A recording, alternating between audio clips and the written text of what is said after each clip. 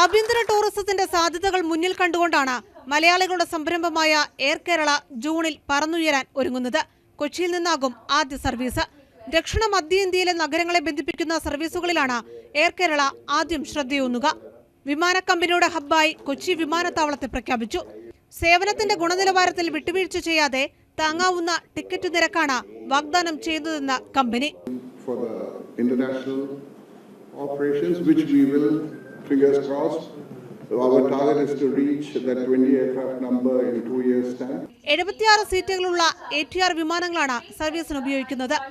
2 വർഷത്തിനകം വിമാനങ്ങളുടെ എണ്ണം 20 ഉയർത്തി ഗൾഫ് രാജ്യങ്ങളിലേക്കുള്ള സർവീസും എയർ കേരള ലക്ഷ്യമിടുന്നുണ്ട്. കേരളത്തിനിത് അഭിമാന നിമിഷമെന്ന് മന്ത്രി പി രാജീവ്.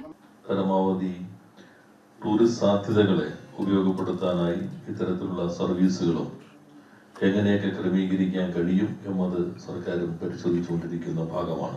ആഭ്യന്തര വിമാന സർവീസുകൾ കുറഞ്ഞ നിരക്കിൽ വാഗ്ദാനം ചെയ്യുന്നതോടെ അയൽ സംസ്ഥാനങ്ങളിലേക്ക് ബസ്, ട്രെയിൻ വഴി യാത്ര നടത്തുന്നവരെ വിമാനയാത്രയിലേക്ക് ആകർഷിക്കാനാകുമെന്നും കണക്കുകൂട്ടുന്നുണ്ട്.